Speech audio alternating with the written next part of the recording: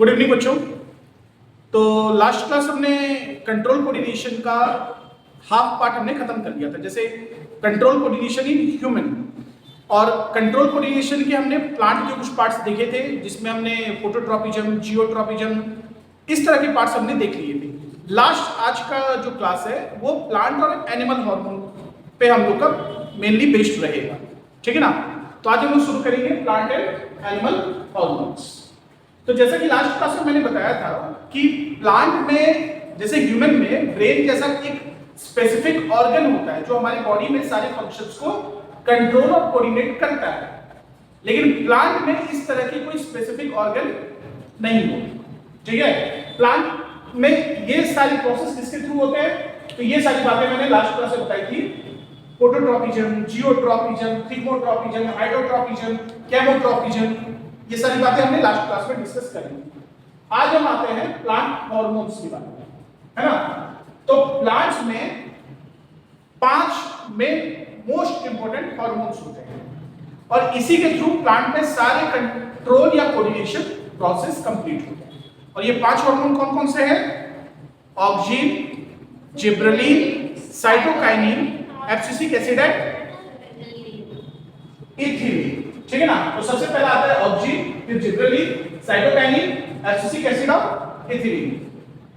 इसको लर्न करने का सबसे सिंपल तरीका ये है कि ऑक्सीन जो होता है वो प्लांट के ऑक्सीन जो होता है वो प्लांट की हाइट में ग्रोथ लाता है ना।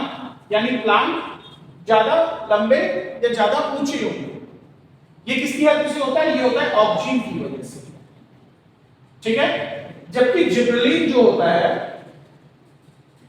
ठीक है, जिब्रेलिन जो होता है वो प्लांट के गर्थ में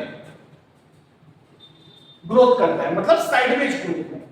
प्लांट ज्यादा चौड़ा होगा, ज्यादा थिक होगा उसकी स्टेम, है ना। जैसे तुमने देखे होंगे मनी प्लांट। मनी प्लांट में क्या होता है पता है? जिब्रेलिन ज्यादा होता है, इसलिए मनी प्लांट साइडवेज देखना, उसके ब्रांचेस ज्यादा निकलते हैं। अगर कोई लंबा पौधा है, जैसे आप मान लो पपीता का पौधा बहुत लंबा होता है, तो आप उसमें जिब्रेलिन का इंजेक्शन दे दो तो उससे क्या होगा? पपीता का पौधा छोटा रहेगा और सारे फ्रूट्स उसमें आएंगे। यानी एज्यूम करो ये पपीता पेड़ पहले काफी लंबा था, अब ये छोटे हो जाएंगे और यहीं पे सारे फ्रूट्स लग जाएंगे। तो तुम लोगों ने बहुत सारे हाइब्रिड फ्रूट्स के पौधे देखे हैं, है ना। जैसे आम के भी देखे होंगे। तो आम नॉर्मली तो ये समझो कि 4-5 साल बाद फ्रूट देना शुरू करता है आम। लेकिन अब क्या हो रहा है? आम का पौधा आपने लगाया, अगले साल से आपको 2-4 आम मिल जाएंगे उसमें पौधे में। किसकी वजह से? जिब्रेलिन की वजह से। क्योंकि प्लांट का हाइट में ग्रोथ नहीं होता है, साइडवेज ग्रोथ होता है। तो हाइट में ग्रोथ कौन करेगा? ऑक्सीन। जैसे नारियल के पेड़, ताड़ के पेड़, है ना, या और जो लंबे लंबे पेड़ होते हैं वो किसकी वजह से होते हैं? ऑक्सीन की वजह से। और जिब्रेलिन उनका साइडवेज स्टेम इलोंगेशन में हेल्प करता है। थर्ड आता है साइटोकाइनिन। साइटोकाइनिन क्या करते हैं? सेल डिवीजन में हेल्प करते हैं, है ना। इनका सेल क्या होता है? डिवाइड होता है, ठीक है। नए स्टेम बनाना, नए ब्रांचेस बनाना, नए लीफ बनाना, या उसके फ्रूट्स को डेवलप करना, फ्लावर को डेवलप करना, ये सारे काम किसके होते हैं? साइटोकाइनिन। नेक्स्ट आता है एब्सिसिक एसिड। एब्सिसिक एसिड जो होते हैं वो प्लांट को एडवर्स कंडीशन में प्रोटेक्ट करते हैं। जैसे मान लो पतझड़ का मौसम, है ना। तो पतझड़ के मौसम में क्या होता है? प्लांट्स में वाटर की बहुत शॉर्टेज होती है, पानी की बहुत कमी होती है। तो जब पानी की कमी होगी तो प्लांट उस कंडीशन में क्या करेगा? अगर पानी कम है तो प्लांट मर सकता है, तो इसलिए प्लांट क्या करता है? एब्सिसिक एसिड वहां पे प्रोड्यूस करेगा, जिसकी वजह से जितने भी उसके पत्ते हैं जो अननेसेसरी, जितनी जरूरत है उतना रख के बाकी सारे पत्ते वो क्या कर देगा? सेड कर देगा, पत्ते गिरा देगा। इससे क्या होगा कि जो एडवर्स कंडीशन है उसको वो टैकल कर लेगा, मतलब उसको निकाल देगा। फिर जब बारिश आएगी फिर पत्ते आ जाएंगे। तो ये किसकी वजह से होता है? एब्सिसिक एसिड एडवर्स कंडीशन में खुद को बचाता है। लास्ट आता है इथिलीन। इथिलीन जो होता है वो प्लांट में फ्रूट्स को पकाने का काम करता है। जो रिपनिंग ऑफ फ्रूट होते हैं प्लांट में, जो भी फल पकते हैं जैसे एक कच्चा नींबू देखना, कच्चा नींबू क्या होगा, हरे रंग का होगा, फिर जैसे से वो पकेगा वो पीले रंग का हो जाएगा, देखिए हो।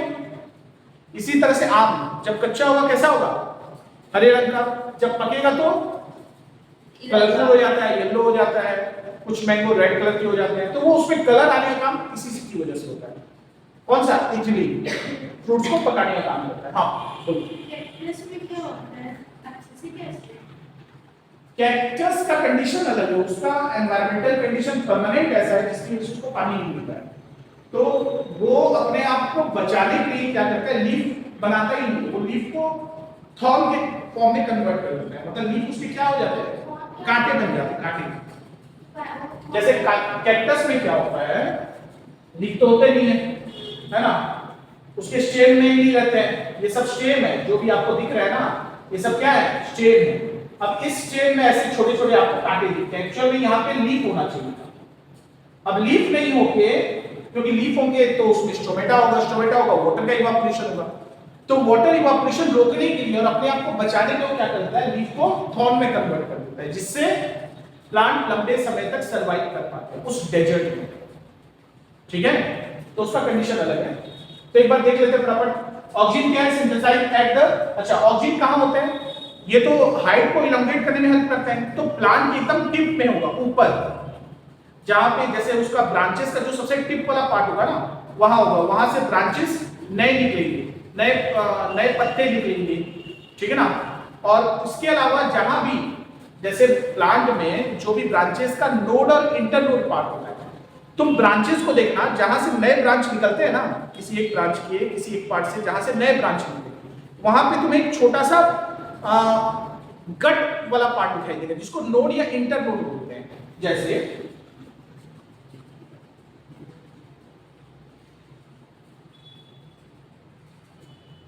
अब मान लो ये प्लांट है, ठीक है ना, अब मान लो यहां से ये ब्रांच निकला, तो यहां से जो ब्रांच निकला हुआ है, अब यहां पत्ते निकले हुए हैं ऐसे करके, तो हो सकता है यहीं से एक और नया ब्रांच निकल जाए। तो ये जो ब्रांच का ग्रोथ होता है वो नोड और इंटरनोड पार्ट में वो ऑक्सीजन की वजह से होता है, नए ब्रांचेस निकलना, नए लीफ निकलना, ब्रांच का हाइट धीरे धीरे बड़ा होते जाना, तो ये सब किसकी वजह से होता है, ऑक्सीजन की वजह से होता है। ठीक है, तो it synthesize at the shoot tip promote cell elongation, इसी की वजह से क्या होता है, सेल इलॉन्गेशन होते हैं और प्लांट का ग्रोथ होता है, और ये प्लांट के फोटोट्रॉपिज्म में हेल्प करते हैं। फोटोट्रॉपिज्म का मतलब होता है कि प्लांट जो होते हैं वो सनलाइट के रेस्पेक्ट में ग्रोथ करते हैं, यानी देखो प्लांट ऊपर की तरफ जाता है, क्यों, ऊपर से सनलाइट आ रहा है, इसको बोलते हैं फोटोट्रॉपिज्म, सनलाइट के डायरेक्शन में जाना। जियोट्रॉपिज्म कहां होगा, प्लांट के रूट में, नीचे की तरफ जाता है, रूट जो होते हैं और नीचे जाते हैं, तो रूट में आपको क्या मिलेगा, जियोट्रॉपिज्म। रूट में आपको हाइड्रोट्रॉपिज्म भी मिलेगा, क्यों, रूट वाटर, मिट्टी के अंदर जहां वाटर कंटेंट ज्यादा होगा, रूट उस डायरेक्शन में बेंड हो जाते हैं धीरे धीरे, तो फोटोट्रॉपिज्म हो गए, है ना, इसकी वजह से ये ग्रोथ करते हैं। नेक्स्ट आता है gibberellin. Gibberellin promote stem elongation, stem के इलॉन्गेशन में, सीड जर्मिनेशन में, फ्लावरिंग में ये हेल्प करते हैं। साइटोकाइनिन क्या होता है, सेल डिवीजन में हेल्प करते हैं, है ना, और ये बहुत तेजी से यहाँ रैपिड सेल डिवीजन होते हैं। एब्सिसिक एसिड की बात मैं करूं तो ये ग्रोथ इनहिबिटर होते हैं, यानी ग्रोथ को रोकते हैं। ठीक है, ये पहला, दूसरा, तीसरा ये ग्रोथ प्रमोटर थे, और जो एब्सिसिक एसिड है ये ग्रोथ इनहिबिटर होते हैं, ग्रोथ को रोकते हैं प्लांट। ठीक है, inhibit growth, causes wilting and falling of leaves, बताया मैंने, पतझड़ के समय पे पत्ते गिराने का यही काम होता है। और लास्ट प्रमोट सीड्स डोर्मेंसी। सीड डोर्मेंसी क्या होता है, सीड डोर्मेंसी, हाँ बोलो। सीड डोर्मेंसी का मतलब होता है, अभी अगर एक सीड है, मान लो धान या मूंगफली, ठीक है, मैं मिट्टी में डाल दिया, क्या वो मिट्टी में जर्मिनेट होगा, ये डिपेंड करता है उसके अंदर एब्सिसिक एसिड पे। क्या, कैसे, तो उस मूंगफली के दाने को जर्मिनेट होने के लिए क्या कंडीशन चाहिए, मिट्टी, पानी, हवा, धूप चाहिए ना, मतलब मिट्टी पानी तो एकदम नेसेसरी है। अब मान लो मिट्टी है, चलो पानी नहीं है मिट्टी में, तो क्या वो जर्मिनेट करेगा?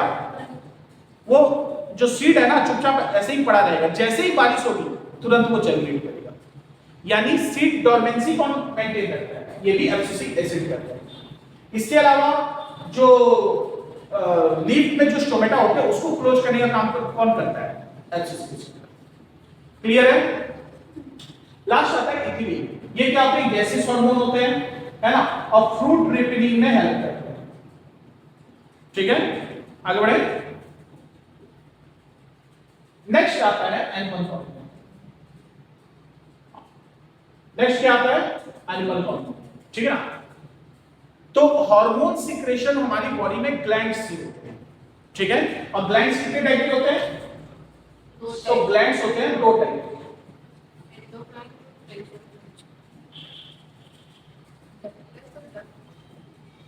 ग्लैंड्स कितने टाइप के होते हैं? दो टाइप। पहला होता है एक्सोक्राइन ग्लैंड और दूसरा होता है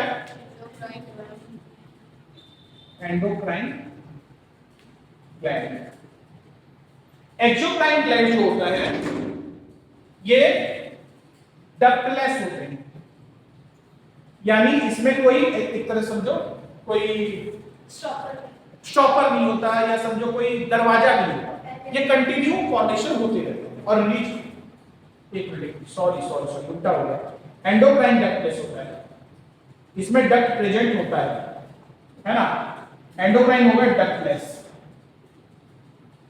ये कंटिन्यूअस फॉर्मेशन करते रहते हैं और रिलीज करते रहते हैं। और एक्सोक्राइन ग्लैंड फॉर्म करते हैं बट एक लिमिट, एक टाइम ड्यूरेशन के बाद ही वो उसे रिलीज करते हैं। ठीक है ना, टाइम ड्यूरेशन के बाद वो उसे क्या करते हैं? रिलीज करते हैं। कोई डाउट? आगे बढ़े। तो अब एक्सोक्राइन ग्लैंड में कौन कौन से आ जाएंगे? जैसे हमारा आ जाएगा सैलिवरी ग्लैंड, स्वेट ग्लैंड, इसके बाद गैस्ट्रिक ग्लैंड जो हमारे स्टोमक में होता है, गैस्ट्रिक ग्लैंड। इसके बाद हमारे लीवर में कौन सा होता है? लीवर एक ग्लैंड है, यहां से निकलता है कौन सा? Bile juice. इसके बाद आता है पैंक्रिएटिक और इंसुलिन। ठीक है ना, ये क्लियर है। तो ये सब हो गए हमारे एक्सोक्राइन ग्लैंड। ठीक है, नेक्स्ट आता है एंडोक्राइन ग्लैंड। एंडोक्राइन ग्लैंड की बात करूं तो एज्यूम करो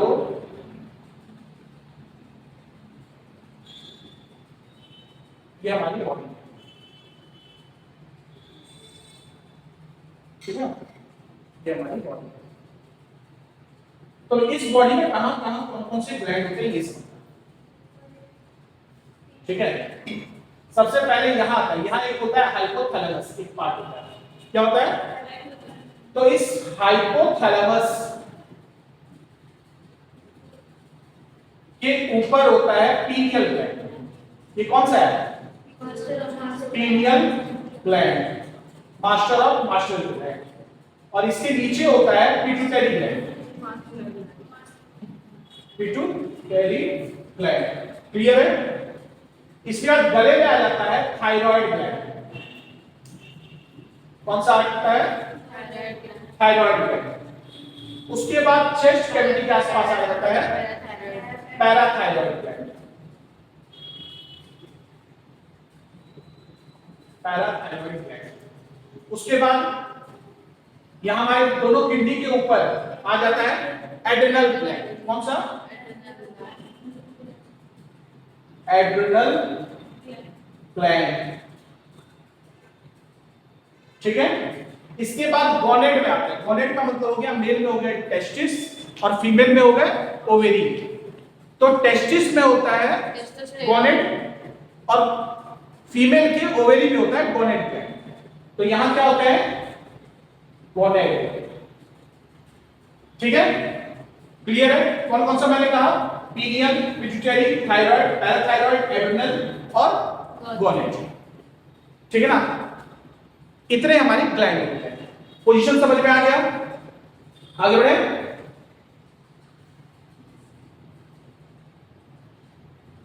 तो ये हमारे बॉडी में, ह्यूमन बॉडी में जो भी हार्मोन्स होते हैं उसका डिस्ट्रीब्यूशन। ठीक है, तो सबसे पहले आया पिट्यूटरी ग्लैंड। अच्छा, पीनियल ग्लैंड का मैं बता दूं तो पीनियल ग्लैंड कोई हार्मोन सिक्रेशन नहीं करता। पीनियल ग्लैंड कोई भी हार्मोन सिक्रेशन नहीं करता। ये बाकी ये क्या करता है, पिट्यूटरी हार्मोन, पिट्यूटरी ग्लैंड को कंट्रोल करता है, पिट्यूटरी ग्लैंड को कंट्रोल करता है।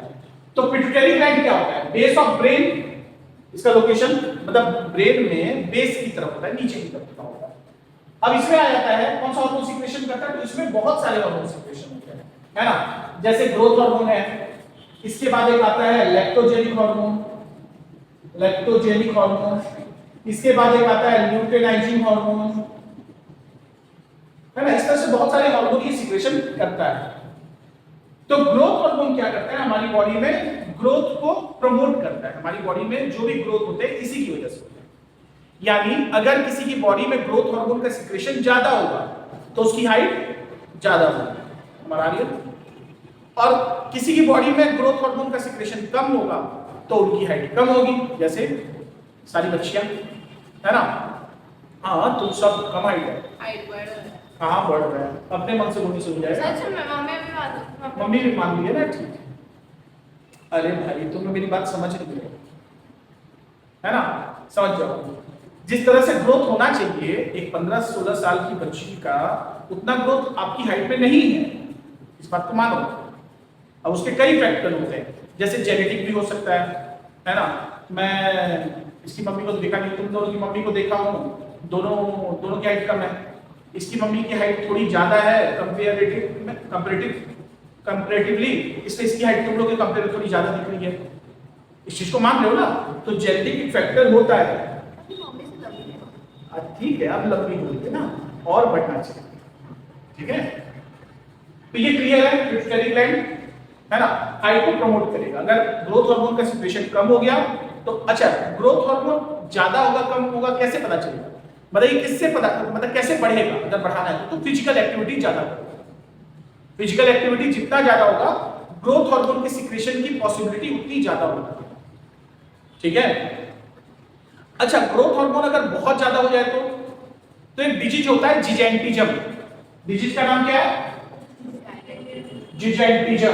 अगर बहुत ज्यादा हो जाए मतलब उसकी हाइट फिर 7 फीट 8 फीट, देखिए हो ना, खली है बाबा। हाँ खली, शरीर भी वैसे ही पूरा विशाल भीम का टाइप का, ठीक है ना। ये बीमारी है जिजेंटिज्म, ठीक है, नॉर्मल ग्रोथ नहीं है। दूसरा आता है अगर उसकी कमी हो जाए तो क्या हो जाएगा, ड्वार्फिज्म हो जाता है। कौन सी डिजीज, ड्वार्फिज्म। तो ड्वार्फिज्म में क्या होता है, हाइट बहुत कम हो जाता है। जैसे आप देखे होंगे बौने, कुछ बौने लोगों को देखे होंगे जिनकी हाइट 3 फीट 4 फीट तक रुक जाता है, 2.5 फीट 3 फीट 4 फीट तक की हाइट है ना, तो वो ड्वार्फिज्म से ग्रसित है, ठीक है। नेक्स्ट आता है, ये तो पिट्यूटरी हो गया, ये हमारी बॉडी के बाकी ग्लैंड्स और बाकी हार्मोन्स को भी कंट्रोल करते हैं तरह से, ठीक है। नेक्स्ट आता है थायराइड ग्लैंड। तो थायराइड ग्लैंड जो होता है हमारे नेक में होता है, गले में होता है।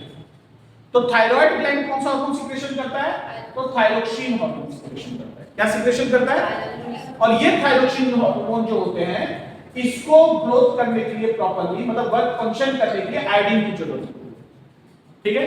लेकिन अगर आयोडीन इसे सफिशिएंट ना मिले या आयोडीन की कमी हो, उस कंडीशन में ये स्वेल अप हो जाता है, और इसी डिजीज को बोलते हैं गॉइटर। इसी डिजीज को क्या बोलते हैं, गॉइटर। तो ये जो थायराइड है, thyroxine hormone, it regulates carbohydrate protein and fat metabolism for balanced growth, ये इसका फंक्शन। आगे बढ़े तो एड्रिनल ग्लैंड। एड्रिनल ग्लैंड कहां होता है, हमारी किडनी के ऊपर। ये सिक्रेशन करते हैं एड्रेनलिन हार्मोन। कौन सा, अब एड्रेनलिन क्या करते हैं, एडवर्स कंडीशन में हमें डिसीजन लेने में हेल्प करता है। जब भी हमें डर लगे, जब भी हमें गुस्सा आए, तो गुस्सा आता है किसी सर फोड़ने का मन करता है, ड्यू टू एड्रेनलिन, है ना। सामने टाइगर दिख रहा है, भागने का मन कर रहा है, कोई कि नहीं करता है, आर्यन टाइगर है सब देख लूंगा मैं उसको, मारेगा तो भी जेल जाएगा, और नहीं मारेगा बेटा तुम मरेगा। टाइगर मारना बैन है ना, वाइल्ड लाइफ प्रोटेक्शन एक्ट 1972। बेचारा उसी चक्कर में तो सलमान खान कोर्ट के अंदर बाहर कर रहा है, फंसा हुआ है, हैं? पैसे के दम पे बेचारा घूम रहा है मस्त बाहर। तेरे मेरे जैसे लोग अगर चूहा मार देना अभी और यूट्यूब पे वीडियो डाल दे, है ना, तो आधी जनता आ जाएगी फांसी दिला देगी। सलमान खान के लिए सब सपोर्ट में है, क्यों? फिल्म बनाता है भाई, वो आदमी थोड़ी, वो तो भगवान है पब्लिक के लिए, है ना, तभी तो बचा हुआ है। हमारे इंडिया में क्या है ना कि हम खुद को बहुत कॉमन मानते हैं, बहुत कॉमन पीपल है, हमारे लिए नियम कानून है, लेकिन अगर हमारे सुपरस्टार को कुछ हो तो वो एक्सेप्शनल है, उसको कानून के दायरे में वो नहीं आना चाहिए, ऐसा लगता है ना। विराट कोहली, हालांकि विराट कोहली बहुत अच्छा इंसान है, लेकिन अगर मान लो एक्सेप्शनल केस दिया जाए, मतलब अगर कुछ उससे गलती होती है तो उस कंडीशन में मन में क्या आएगा, बेचारा गलती से हो गया, वो छोड़ यार, उसको छोड़ दो, ऐसा भाव आएगा कि नहीं? नहीं आएगा, नहीं आएगा, आता है, सिंपैथी वाला भाव आ जाता है। फिर हम सोचते हैं कानून इतना कठोर नहीं होना चाहिए, है ना, कानून सबके लिए एक बराबर है ना। अब कानून के दायरे में ही रह के आपको सारे काम, ठीक है। तो ये हो गया आपका एड्रेनलिन। तो एड्रेनलिन हार्मोन जो होते हैं हमें एडवर्स कंडीशन में, इमरजेंसी सिचुएशन में डिसीजन लेने में हेल्प करते हैं, मतलब कब आपको भागना है, कब आपको लड़ना है, कब आपको फाइट, फ्लाइट या फ्राइट, डरना है, तो इसको फाइट, फ्लाइट या फ्राइट हार्मोन भी बोलते हैं। फाइट, फ्लाइट या फ्राइट, है ना, लड़ना, भागना, डरना, समझ गए? तो समझे? पुलिस आ रही है पीछे से आपको पकड़ने के लिए, तो क्या करोगे? फ्लाइट करोगे भाई, है ना। पापा आ रहे हैं, भाग तो सकते नहीं हो घर से, डरोगे, ठीक है ना, समझे? तो ये एड्रेनलिन हार्मोन क्या करता है, हमारे बॉडी में ब्लड प्रेशर को बढ़ा देंगे, है ना। तो देखो, increase heart rate, blood pressure, breathing rate. इसलिए देखना, जब भी कहीं आपको कोई, आपकी किसी से झगड़ा होता है ना, जब भी किसी से झगड़ा होता है और ऐसा लगे कि अब मारपीट होने वाली है, तो आपकी दिल की धड़कन बहुत ज्यादा बढ़ जाती है। अब लड़ाई वड़ाई क्यों नहीं करनी, मारपीट क्यों नहीं? गाय होते लोग, क्या मारपीट? एक बार लड़ पड़ी थी, तुम लोग मारपीट क्यों की लड़कियों? एक बार, हाँ, बाल खींच के मारो, जिससे भी लड़ाई हो, बाल ऐसे पकड़ के घुमा दे, घसीटते हुए घर लेकर जाना, बाकी बातें बात नहीं, है ना। डरना है। और अगर कोई जेंट्स परेशान करे तो फिर पत्थर उठा, उसके बाल तो नहीं होते ना। कोई जेंट्स परेशान करे, कुछ नहीं, पत्थर उठा लेना, वो जीवन में दोबारा आपको नहीं उठेगा। एक बार एक लड़की को चाटा मार के जोर से, समझे। कोई जेंट्स अगर कुछ बोले, कमेंट करे, परेशान करे, इतना बड़ा पत्थर उठाओ, बोलो भैया आप ही का इंतजार करो, आप ही से आज शुभारंभ करूंगी, विश्वास करो तुम्हें कुछ नहीं होगा। सामने वाले का सर फोड़ देना और खुद ही पुलिस को फोन करके बुलाना, अरे सर आ जाओ, एक का सर टूट गया, एम्बुलेंस लेकर आना साथ में। सर फोड़ने के बाद बाकी बात है, ठीक है। और ना हो तो हम लोग को बता देंगे, है कि नहीं? चलो, तो ये फाइट, फ्लाइट या फ्लाइट हो, ठीक है। नेक्स्ट आता है एड्रेनल ग्लैंड हो गया। अच्छा, पैंक्रिएज जो होता है ये एक्सोक्राइन और एंडोक्राइन दोनों ग्लैंड होता है। ये इकलौता ऐसा ग्लैंड है जो एंडोक्राइन भी होता है और एक्सोक्राइन भी होता है। एंडोक्राइन देखो, एक्सोक्राइन के टाइम तो पैंक्रियाटिक जूस सीक्रेट कर रहा है ना, लेकिन जब ये एंडोक्राइन होता है, इसमें 3 सेल्स होते हैं, alpha cell, beta cell, gamma cell, है ना। तो ये क्या करता है, इंसुलिन और ग्लूकागॉन सीक्रेट करता है। क्या सीक्रेट करता है? इंसुलिन। और इंसुलिन की कमी से क्या होता है? डायबिटीज, शुगर होता है। देखो, शुगर या डायबिटीज दो तरह के होते हैं, डायबिटीज मेलाइटस और डायबिटीज इंसिपिडस, है ना। आप लोग कौन सा जानते हो, डायबिटीज मेलाइटस या इंसिपिडस? बस डायबिटीज जानते हैं। तो तुम लोग जो डायबिटीज जानते हो ना, वो एक्चुअल में डायबिटीज इंसिपिडस है, ठीक है ना। इसमें क्या होता है कि आपकी बॉडी में, मतलब आपके जो भी गार्जियन है, पेरेंट्स हैं, दादा हैं, उनकी बॉडी में इंसुलिन का सिक्रेशन नहीं होता है, जिसकी वजह से अगर वो कार्बोहाइड्रेट कंज्यूम कर रहे हैं तो वो ब्लड में उसकी मात्रा बहुत ज्यादा बढ़ जाती है, क्योंकि कार्बोहाइड्रेट को डाइजेस्ट करने का काम कौन करता है? इंसुलिन करता है ना। इंसुलिन का सिक्रेशन नहीं होगा, आपके ब्लड में कार्बोहाइड्रेट ज्यादा हो जाएगा, ग्लूकोज ज्यादा हो जाएगा, फिर इसी को हाई शुगर बोलते हैं। समझ में आया? और डायबिटीज मेलाइटस जो होता है, जिन भी पेशेंट्स को डायबिटीज मेलाइटस होता है उनको बहुत जल्दी जल्दी यूरिनेशन फील होता है, मतलब हर आधे घंटे में उनको टॉयलेट जाना है, है ना, हर आधे घंटे में उनको बाथरूम वॉशरूम जाना है, ठीक है। तो डायबिटीज मेलाइटस, ठीक है। तो ये देखो डायबिटीज मेलाइटस, अरे मैं उल्टा बोल दिया क्या, उल्टा बोल दिया, चलो समझ गए ना, एक्सचेंज कर देना, ठीक है। तो डायबिटीज मेलाइटस, इंसुलिन, क्लियर है। अच्छा, शुगर होता क्यों है? बचपन में अगर बिल्कुल ही शुगर नहीं खाओ फिर एकदम से बॉडी अडॉप्ट नहीं करती। ऐसा नहीं होता है, हाँ। देखो एक चीज समझना,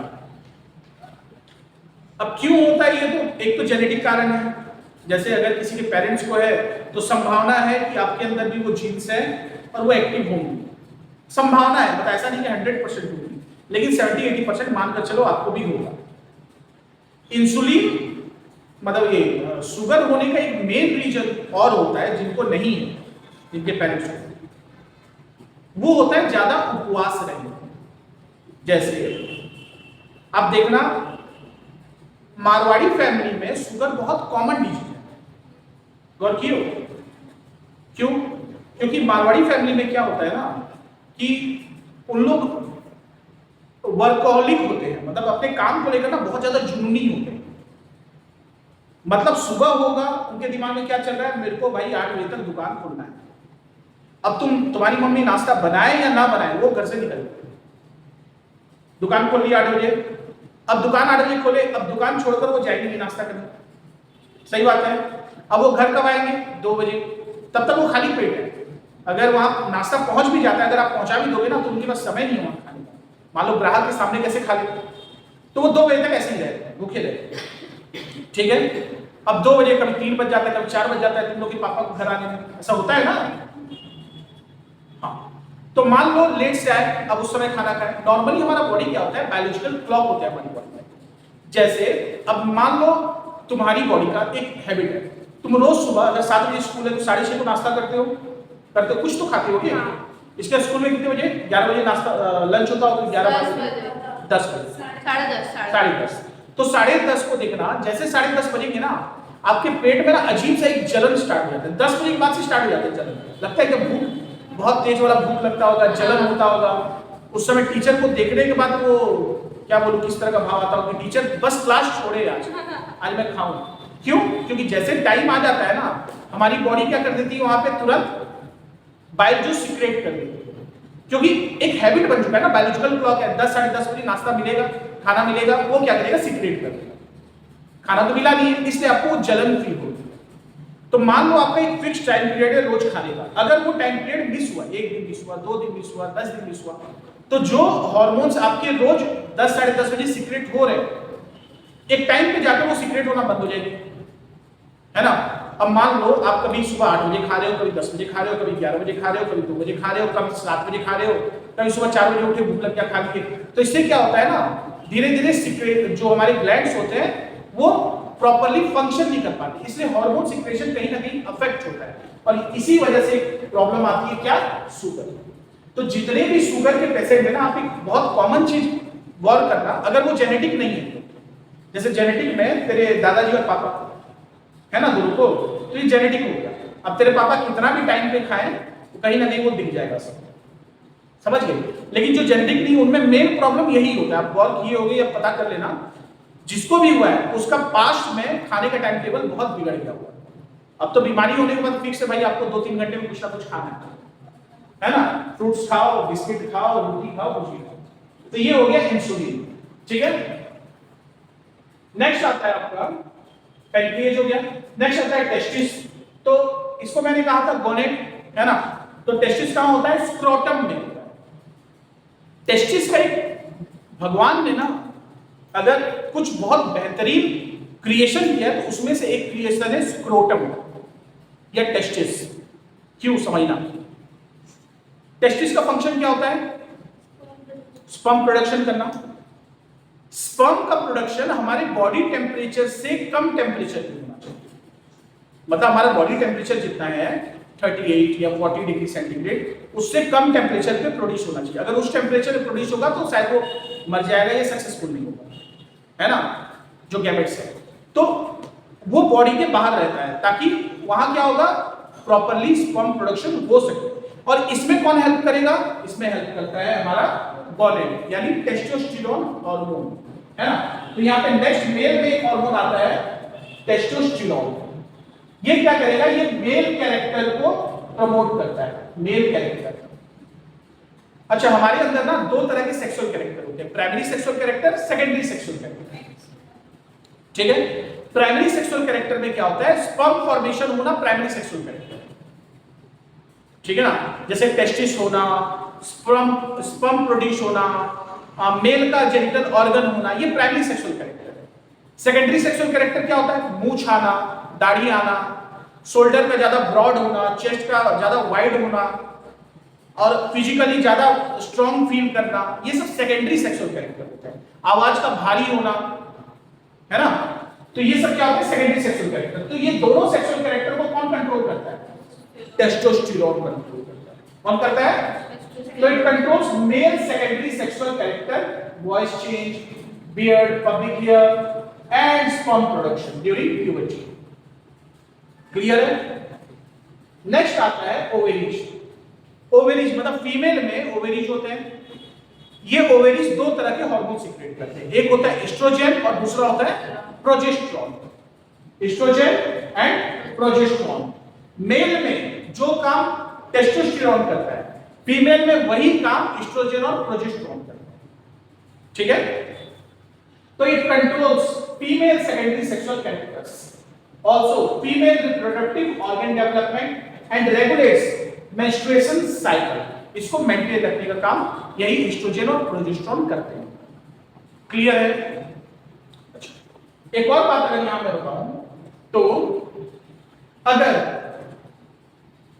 किसी पर्सन में कोई मेल है लेकिन टेस्टोस्टेरोन का सिक्रेशन प्रॉपरली नहीं हो रहा है, तो वहां क्या हो जाएगा, male with female character. Male होगा लेकिन उसमें धीरे धीरे फीमेल कैरेक्टर दिखने लगेंगे, ठीक है। वहीं पे अगर कोई फीमेल है उसके में प्रॉपरली एस्ट्रोजन प्रोजेस्टेरोन का सिक्रेशन अगर कम हो गया, ये कहा जाता है कि टेस्टोस्टेरोन का सिक्रेशन बढ़ गया। तो टेस्टोस्टेरोन का सिक्रेशन नहीं बढ़ता, टेस्टिस होगा तब तो टेस्टोस्टेरोन आएगा।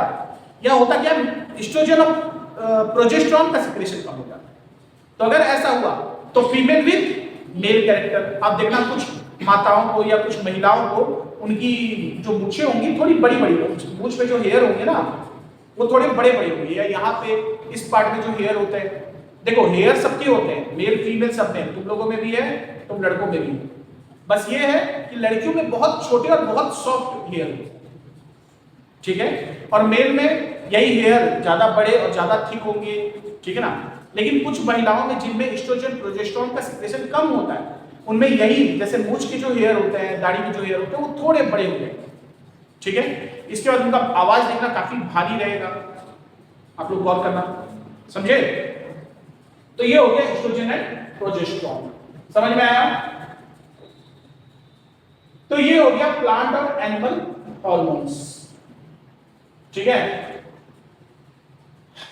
नेक्स्ट आते हैं ये question, feedback mechanism of hormone regulation. Feedback mechanism क्या होता है, फीडबैक मैकेनिज्म का मतलब होता है hormones must be secreted in precise amount, सही मात्रा में सिक्रेशन होना चाहिए। अगर उसकी मात्रा बढ़ गई या कम हो गई, दोनों ही कंडीशन में डिसऑर्डर क्रिएट हो, किस कोई ना कोई बीमारी होती है, समझ गए। The timing and quantity of the hormone release are regulated by built-in feedback mechanism। कब ये हार्मोन सिक्रेशन करना है, कब ये हार्मोन प्रोड्यूस करना है, ये हमारी बॉडी में जो फीडबैक मैकेनिज्म होता है ये उसे कंट्रोल करता है ना। कोई डाउट। जैसे फीडबैक मैकेनिज्म का एक एग्जांपल आप ले लो कि जैसे एक बच्चा, उसकी बॉडी में टेस्टोस्टेरोन, या कोई गुड़िया जिसकी बॉडी में एस्ट्रोजन और प्रोजेस्टेरोन सिक्रेशन नहीं होगा, लेकिन ये तभी सिक्रेशन होंगे जब वो प्यूबर्टी एज में एंटर करेंगे, यानी उनका फीडबैक मैकेनिज्म उसे रेगुलेट करेगा, उसे हिट करेगा, तब जाकर वहां पे प्रोडक्शन स्टार्ट होगा, समझे। ये है फीडबैक मैकेनिज्म। कोई डाउट, क्लियर है। तो ये तुम्हारा कंट्रोल कोऑर्डिनेशन खत्म हो गया, है ना। नेक्स्ट क्लास में फिर हम लोग अगले टॉपिक के साथ फिर जल्दी आपके सामने आएंगे। All the best.